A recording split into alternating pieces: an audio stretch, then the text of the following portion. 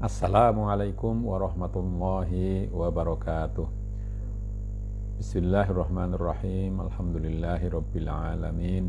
Wa bihi nasta'inu ala umurid dunya waddin. Wassalatu wassalamu ala asyrafil anbiya'i wal mursalin sayyidina wa maulana Muhammadin wa ala alihi wa sahabatihi ajmain.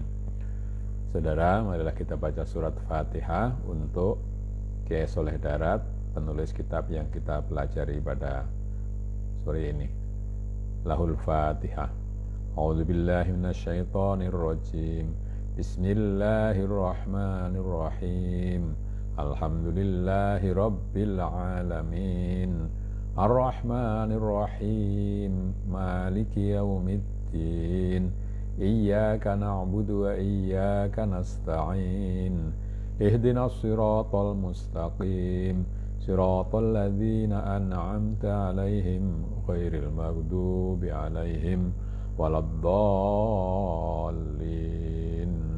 Amin.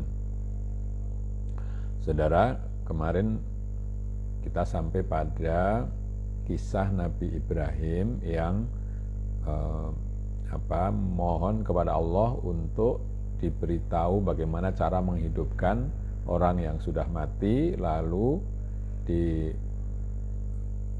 diperintahkan Nabi Ibrahim untuk mengambil 4 ekor burung, dipotong-potong lalu ditaruh di 4 penjuru di gunung, di 4 penjuru, lalu dipanggil, lalu burung-burung itu datang. Kita lanjutkan kisahnya. Bismillahirrahmanirrahim. Yakni artine setuhune Nabi Ibrahim iku nuwun marang Allah Subhanahu wa taala ing kaifiyate oleh nguripi wong kang wis mati-mati. Oleh nuwun mengkono iku ora kok sabab mamang ora balik supaya weruh nyatane. Dadi nalikane hujjah marang kafirin bisa hujjah iku weruh dhewe yen setuhune Allah Subhanahu wa taala iku yuhyi wa yumit. Arti dari cerita tadi, dari ayat yang sebelumnya, yakni bahwa Nabi Ibrahim minta kepada Allah untuk ditunjukkan cara Allah menghidupkan orang yang sudah meninggal. Orang-orang yang sudah meninggal, permintaan itu dilakukan bukan karena beliau ragu-ragu, tetapi agar beliau tahu dengan senyatanya, sehingga ketika berdebat dengan orang lain, orang kafir, bisa memberikan argumen karena sudah pernah melihat, ya, sudah pernah tahu bahwa Allah itu Maha menghidupkan dan mematikan. Utai sababe dadi nuwun mangkono iku khilaf para ulamaul mufassirin. Ya, kenapa Nabi Ibrahim bertanya seperti itu? Itu terdapat perbedaan di antara para ahli tafsir. Angendika ba'duhum setuhune Sayyidina Ibrahim alaihissalam iku liwat ketemu kelawan batang himar, wakila batang iwa, wakila batang manungso. Ing hale iku batang ana ing pinggire pesisire negarane. Sebagian ulama mengatakan bahwa Nabi Ibrahim alaihissalam suatu hari sedang berjalan lalu ketemu dengan bangkai keledai. Ada yang mengatakan itu bangkai ikan besar, ada juga yang mengatakan bahwa itu adalah bangkai manusia. Pada saat itu Nabi Ibrahim mendapati bangkai itu di pinggir pesisir negaranya. Nah, di pesisir tempat dia tinggal. Mongko iku batang den pangan dawabul bahri lan den pangan dawabul barri. Mongko dadi ajur jisime batang. Nalikane banu segara iku rob, mongko iku batang den pangan iwak laut. Lan nalikane asat segarane mongko iku batang den pangan hayawan daratan.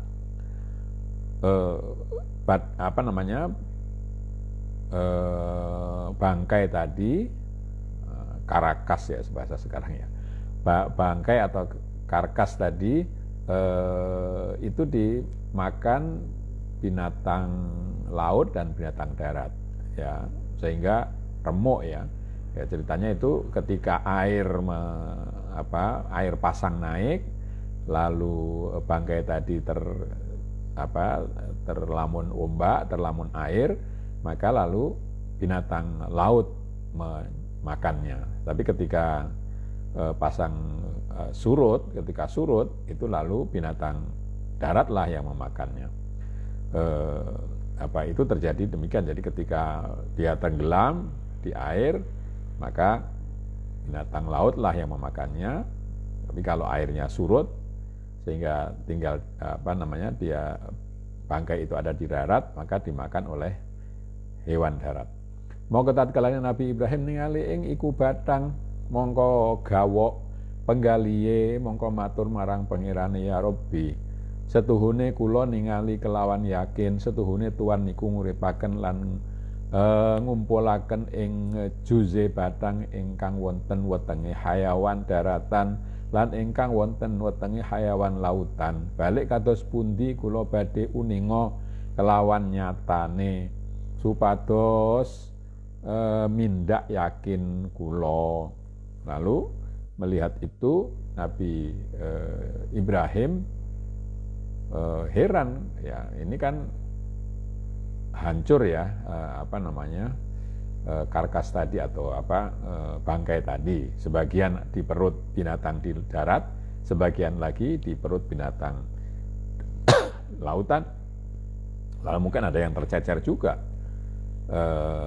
Nabi itu bagaimana? Nabi Ibrahim lalu berkata kepada Allah, ya, singkatnya, ya Allah, sesungguhnya aku melihat dengan yakin, atau aku tahu dengan yakin bahwa Tuhan bisa menghidupkan dan mengumpulkan bagian-bagian dari bangkai tadi yang ada di perut hewan daratan dan ada di perut hewan lautan. Tetapi bagaimana saya tahu dengan yakin, dengan nyata agar aku tambah yakin. Mongko dangu subhanahu wa ta'ala, ya Ibrahim, ana ta sira ora ngandel, ora mantep. Lalu Allah bertanya kepada Nabi Ibrahim, apakah kamu tidak percaya dan tidak mantap? Mongko matur, ya Rabbi, sampun mantep, sampun ngandel lan sampun iman kula kelawan yakin.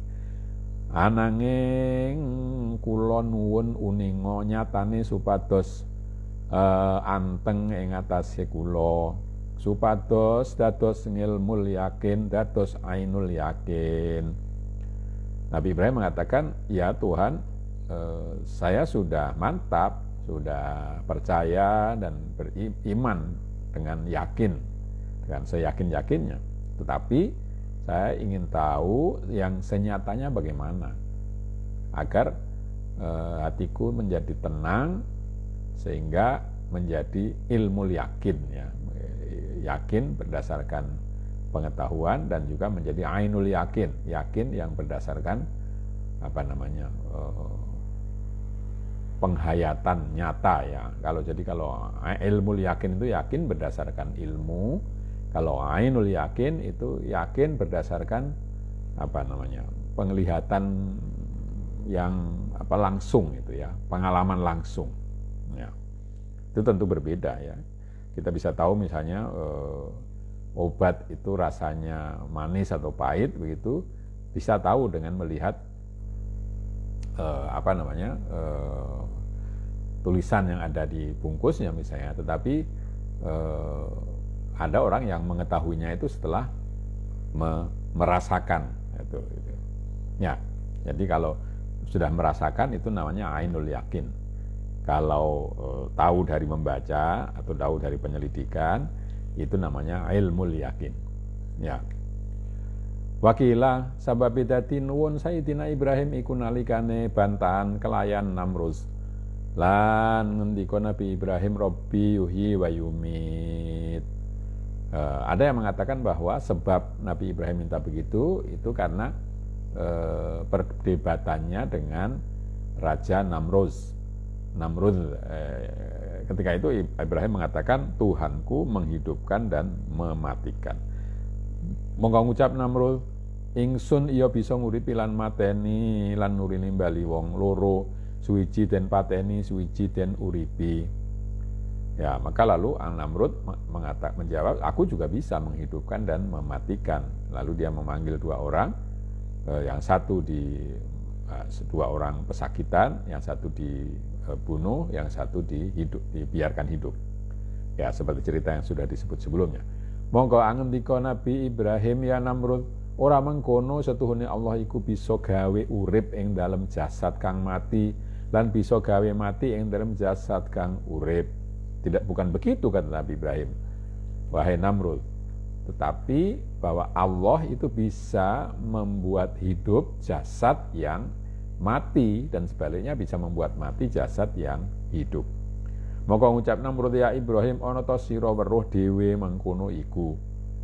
Namrud menjawab, wahai Ibrahim, apakah kamu tahu sendiri yang demikian itu? Maka kendel Nabi Ibrahim ora bisa jawab. Mongko nuli ngalih hujah liya, mongko sarehne mengkono, mongko dadi nuwun Nabi Ibrahim marang pangeran, ya Rabbi, mugi tuan tingalaken kula anggen tuan nguripaken tiyang pejah, supados anteng manah kula lan supados kuat hujah kula kelayan kufar. Nalikane kula den takoni, ana ta weruh sira Ibrahim oleh nguripi? Ya, Nabi Ibrahim diam, tidak bisa menjawab tadi itu. Karena ketika ditanya, apakah kamu lihat sendiri? Tidak bisa menjawab, ya. Maka lalu Nabi Ibrahim mengalihkan pembicaraan dengan hujah yang lain, ya, dengan argumen yang lain. Maka mungkin setelah itu, ya, setelah selesai perdebatan itu, Nabi Ibrahim minta kepada Allah, ya, wahai Tuanku, semoga Tuhan dapat menunjukkan kepadaku cara Tuhan menghidupkan orang yang sudah mati, supaya hatiku menjadi tenang, dan supaya kuat argumenku dengan orang kafir. Ketika aku ditanya, apakah kau tahu Ibrahim bagaimana Allah menghidupkan?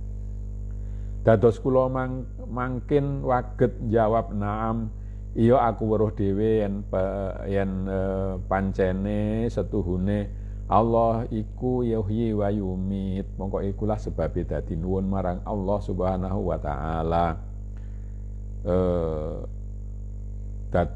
Jadi saya nanti dapat menjawab, ya, aku tahu sendiri. Karena memang aku tahu bahwa sesungguhnya Allah itu menghidupkan dan mematikan. Maka itulah sebabnya Nabi Ibrahim meminta kepada Allah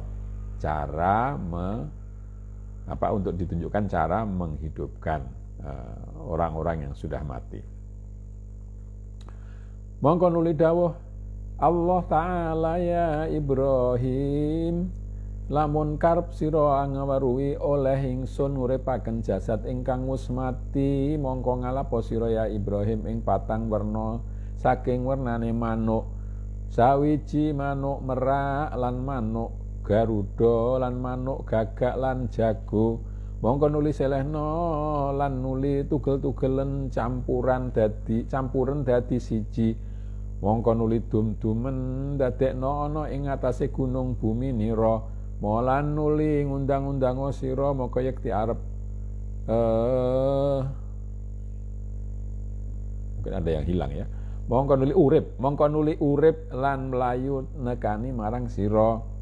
Maka lalu Allah ini mengulang apa yang sudah disebutkan kemarin.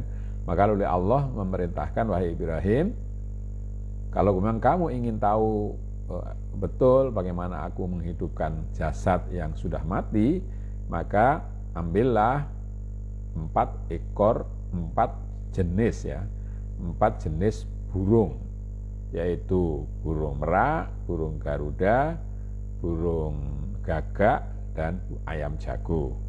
Lalu sembelihlah dan potong-potonglah, dicampur jadi satu, lalu dibagi ke 4 penjuru gunung. di tanahmu. Maka lalu panggillah, maka pasti mereka akan hidup lagi dan ya lari kepadamu. Mongko nuli gawe Nabi Ibrahim apa perintahe kang tinutur. Mongko nuli den tumtum ana ing gunung papat ing dalem jihad papat. Sarubuk ing gunung arah masyrik, sarubuk ing gunung arah maghrib, lan sarubuk ing gunung arah shimal, lan sarubuk ing gunung arah janub. Lalu Nabi Ibrahim melaksanakan apa yang diperintahkan dan bagilah potongan-potongan burung tadi ke gunung di 4 penjuru yang ada di sekitarnya. 1/4 di gunung sebelah timur, 1/4 di gunung sebelah barat, 1/4 lagi sebelah utara, dan 1/4 lagi di arah selatan. Wakila gunung pitu lan ing dalem saben-saben gunung-gunung sawiji saking pro pitu. Ya, ada yang mengatakan bahwa gunungnya itu 7, lalu di setiap gunung itu diberi 1/7 dari campuran burung-burung tadi. Lan ngasto Nabi Ibrahim ing ndase manuk papat, mongko nuli ngundang-undang Nabi Ibrahim ta'ali nabi idnillahi ta'ala, mongko saben-saben sak tetes getihe manuk lan saben-saben lare manuk lan daginge manuk iku padha mabur dhewe-dhewe goleki jodhone dhewe-dhewe pating belasar. Ya, Nabi Ibrahim memegang kepala dari burung-burung itu, jadi kepalanya tidak ikut dibagi maksudnya. Kemudian Nabi Ibrahim memanggil dengan mengatakan, "Baik, datanglah kepadaku dengan izin Allah." Maka setiap tetes darah dan bulu-bulu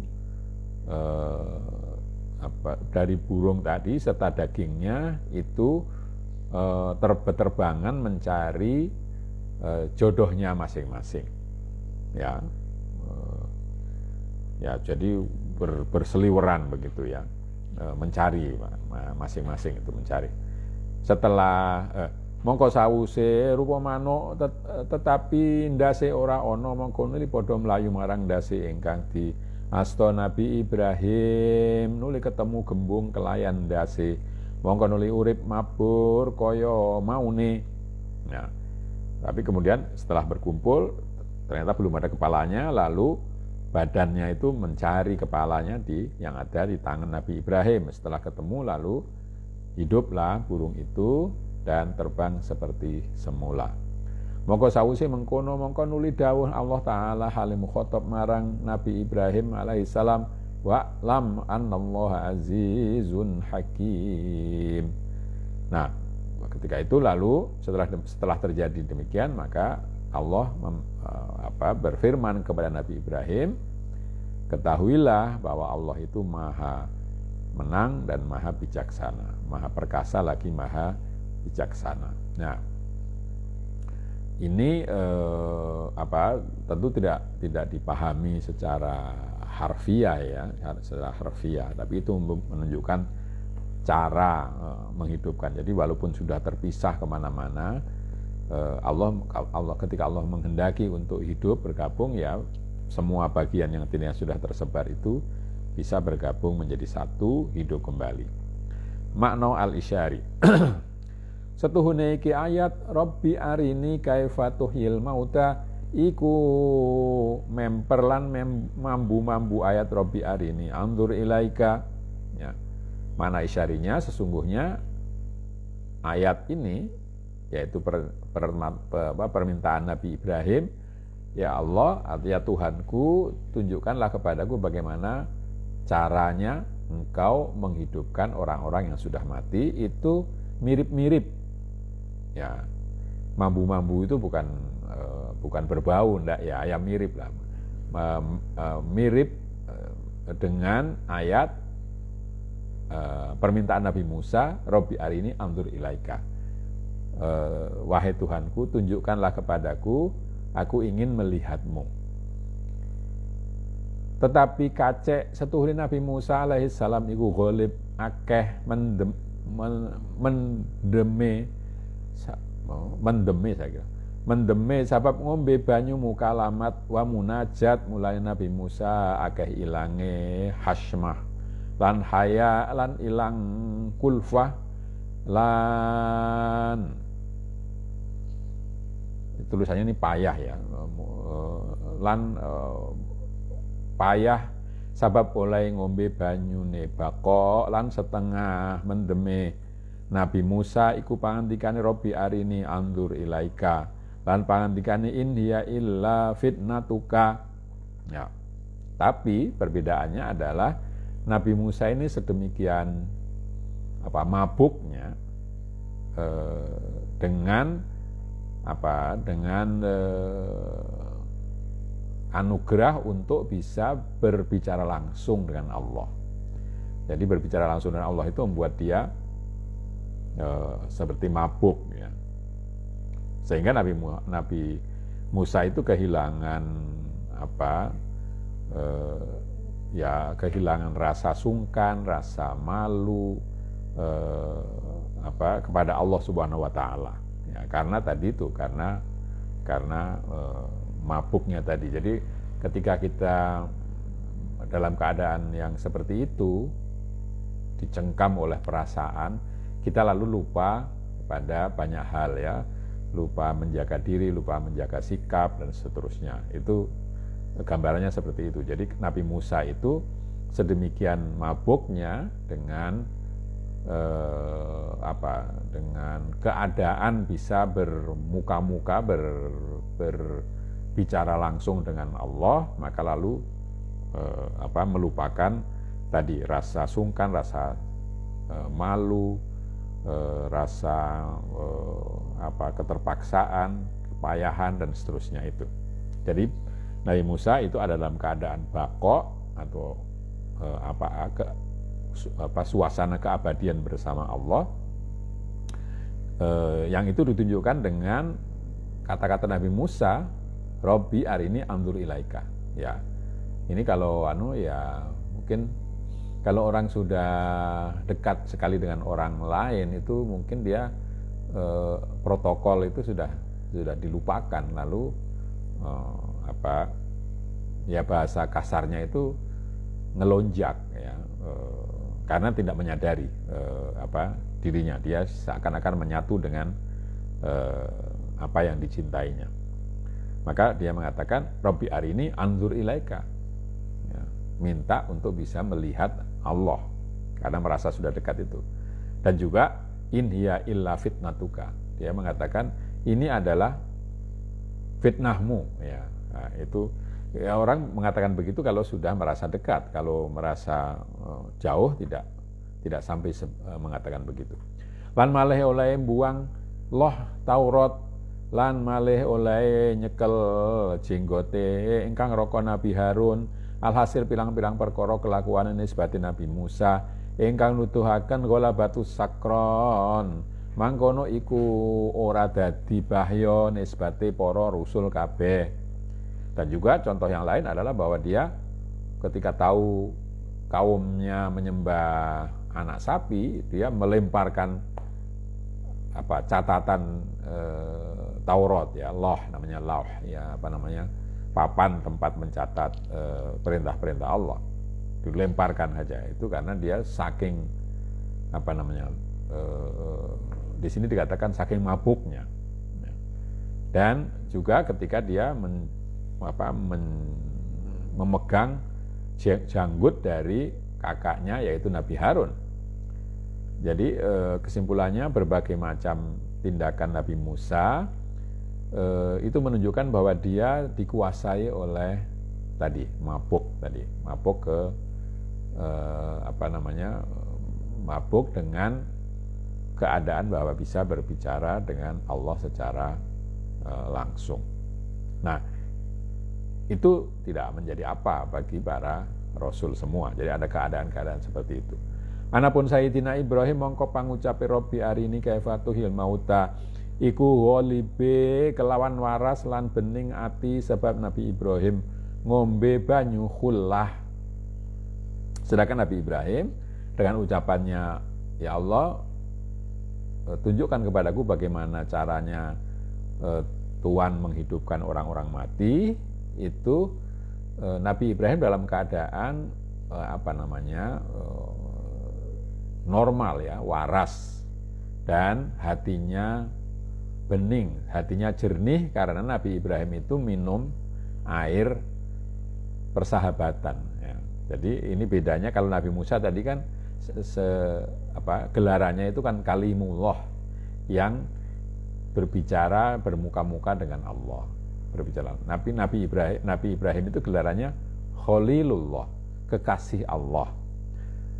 Jadi ini wajarnya kalau orang berbicara dengan Khalil, dengan sesama, dengan orang yang dicintai, tidak dalam keadaan mabuk seperti Nabi Musa, maka itu keadaannya wajar gitu. Tegese Khalilullah mongko sabab ngombe banyune khullah kelawan kaksul wuslah ing dalem afwahul arwah, mongko dadi waras bening. Jadi maksudnya dia kekasih Allah karena meminum banyu kekasih tadi dengan gelas kedekatan atau komunikasi langsung tapi tidak ngomong di dalam mulut roh, maka Nabi Ibrahim dalam kondisi yang wajar dan jernih. Lan arah mengkono ono Kanjeng Nabi Ibrahim iku den coba andihenaken adabul ubudiyah fil hudur wal waibah. Karena itu Nabi Ibrahim itu dicoba dengan mendahulukan adab, mendahulukan tata susila di dalam penghambaan kepada Allah, adabul ubudiyah, jadi adab kehambaan di hadapan Allah maupun ketika tidak ada di hadapan Allah. Jadi ketika hudur dan ketika ghaibah, ketika berhadapan dengan Allah atau ketika sedang tidak berhadapan dengan Allah. Lan ono Kanjeng Nabi Ibrahim iku den coba artane lidhifan lan anake purih nyembelih lil kurban lan slirane dhewe kecoba marang genine Namrud bin Kanaan, mongko iku kabeh nurut miturut, mongko patut semurup lan lamuno den dadekaken imamatun linnas, ini jailuka linnasi imama. Ketika Nabi Ibrahim juga dicoba dengan banyak membagikan hartanya dengan para tamu ya. Kemarin dulu sudah disebutkan bahwa Nabi Ibrahim itu suka sekali menjamu tamu ya. Dan anaknya pun disuruh menyembelih, bahkan dirinya dibakar oleh Raja Namrud bin Kanaan. Nah, maka itu semua dijalani dengan pasrah ya, dengan patuh saja kepada perintah Allah. Maka patutlah kalau dia itu lalu dipilih menjadi pimpinan manusia, menjadi teladan manusia, menjadi imamnya manusia. Ini jailuka linnasi imama. Sesungguhnya aku menjadikan wahai Ibrahim sebagai imam, sebagai pemuka bagi manusia. Ya, jadi itu perbedaan. Ya, jadi kalau Nabi Musa itu kurang cocok sebenarnya menjadi imam untuk banyak orang karena sifatnya yang tadi, yang sakron, yang mabuk kepayang dengan pertemuan dengan Allah. Sedangkan Nabi Ibrahim itu lebih cool, orang mengatakan sekarang ya, lebih tenang. Fal isyaratu, jadi isyaratnya adalah mongko nyatane iki ayat setuhune sira iku mahjub anillah, nek kelawan anak awak ira mongko semongso mateni sira ing sifate awak ira, mongko dadi urip sira kelawan sifate pangeran nira. Lan lamun Jadi ayat ini menunjukkan bahwa kalian ini tertutup dari Allah kalau dengan badanmu.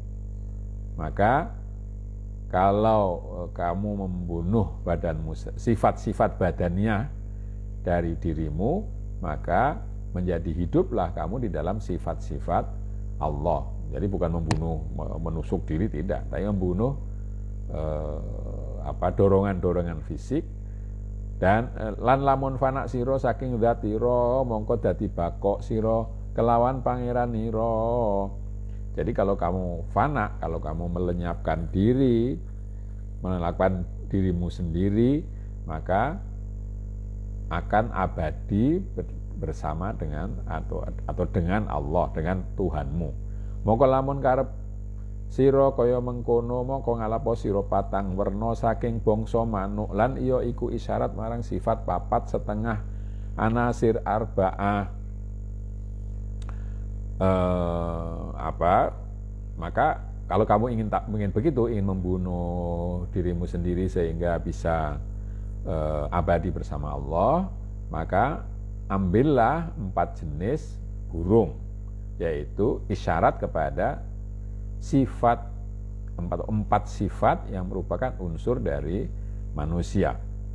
Mongko iku anasir al-arba'ah wusden ulet kelawan tinatul insan lan iya iku turab ma nar hawa. Mongko dadi manuk iku patang werna sebab sertane jodone 4 unsur yang pada manusia itu telah dicampur di dalam bahan dasar manusia ya. Tinah di sini tin sebenarnya artinya tanah ya, di dalam bahan dasar manusia. Dan 4 sifat itu adalah tanah, air, api, dan angin ya, dan udara. Jadi burung itu adalah 4 macam ya, karena bersama dengan jodohnya. Ya, nanti kita lihat. Mongko utawi turab iku jodone kelawan ma. Ya. Jodoh dari tanah itu jodohnya adalah air. Jadi 4 tadi kan dikatakan campur ya. Mongko manuk metu hirs, mongko mana metu hirs lan bakhil. Jadi air tanah itu jodohnya adalah air. Maka dari situ lahirlah sifat tamak dan bakhil. Tamak itu artinya ingin terus, tidak mau berhenti, ingin tambah terus. Dan bakhil tidak mau berbagi dengan orang, maunya menjadi milik sendiri. Mongko utawi nar iku jodone hawa, sedangkan api itu jodohnya adalah angin. Mongko dadi manak metu anake ghadab lan syahwat. Kalau api jodohnya adalah udara, maka dari perkawinan api dan udara itu lahirlah sifat marah dan sifat syahwat. Lan keduwe saben-saben sawiji saking iki patang werna iku nduweni bojo dhewe-dhewe supaya tetep lan antenga kaya Nabi Adam anteng kelawan Hawa. Dan masing-masing dari 4 macam ini mempunyai jodohnya sendiri-sendiri supaya menjadi tenang satu dengan yang lain sebagaimana tenangnya Nabi Adam dengan Hawa. Mongko Buk Hirs iku dadi bojone Mbok ya. Mongko Mbok Hirs iku dadi bojone Pak Hasad. Jadi tamak itu menjadi ibu tamak. Ya, enggak tahu ini kenapa kok tamak disebutkan ibu ya. Ibu tamak itu menjadi jodohnya Pak Dengki, iri ya. Tamak itu menjadi jodohnya dengki. Lan mbok bakhil iku dadi bojone Fahik. Mbok bukhel ya. Mbok bukhel iku dadi bojone membacane Pak Hiket. Ibu kikir itu menjadi jodohnya bapak dengki ya. Cuma hasad tadi hasad. Jadi hasad dengan hik itu berbeda ya. Hasad itu iri ya. Iri ketika ada orang dapat ya. Kalau hiket itu bukan hanya iri tapi juga sakit hati kalau ada orang berhasil. Lan mbok godop iku dadi bojone Pak Kibir sebenarnya. Dan juga ibu marah itu menjadi jodohnya Pak Takabur. Mongko kibire mbok Syahwat mongko ora duwe jodoh tertentu sawiji-wiji, sedangkan takaburnya mbok atau ibu Syahwat itu tidak punya jodoh tertentu. Mongko ono Syahwat iku kaya wadon lonte. Nah ini kok ada keluar kata ini ya. Demen marang saben-saben lanang kang tinutur. Nah, sekarang Syahwat itu tidak punya istri, tidak punya suami tertentu, tapi itu seperti perempuan nakal yang bisa berpasangan dengan laki-laki siapapun yang tersebut tadi di atas. Sifat-sifat tadi. Jadi sifat, kalau tadi kan tamak itu jodohnya iri, kalau kikir jodohnya dengki, marah jodohnya takabur dan seterusnya. Tapi kalau syahwat itu tidak ada jodohnya. Tapi dia bisa bisa bergabung dengan siapapun dari sifat-sifat tadi. Mongko cukup dadi 7 werna setengah saking sifate menungso. Jadi lalu 7. Jadi sifat manusia itu ada 7 tadi, karena yang 3 berpasangan, yang 1 tidak punya pasangan tertentu. Mongko semono uga keduwe lawange neraka jahanam iku iya 7, manjing makhluk kabeh ing dalam lawang 7, laha sabatu abwabil kulli babin minhum juz'um maqsum. Demikian juga pintu neraka jahanam itu ada 7 ya. Setiap makhluk masuk ke dalam pintu tertentu ya. Seperti firman Allah, jahanam itu mempunyai 4 pintu dan masing-masing pintu itu terdapat penghuninya yang khas yang sudah ditentukan. Mongko sapa lawange ana wong iku nglakoni salah sawijine saking 7, mongko ia mlebu ing dalem iku lawang. Masalan babul hirsi, babul hasadi, babul bukhli, babul hikti, babul ghadab, babul kibri, babul syahwat, fafham jayidan. Maka kalau orang dominan sifat tertentu dari sifat 7 tadi, maka dia akan memasuki pintu yang sesuai. Jadi ada orang yang masuk ke pintu masuk ke neraka melalui pintu tamak, ada yang melalui pintu iri, ada pintu kikir, pintu dengki, pintu marah, pintu takabur, dan pintu syahwat. Nah, pahamilah itu dengan baik. Saya kira sampai di sini dulu untuk kali ini.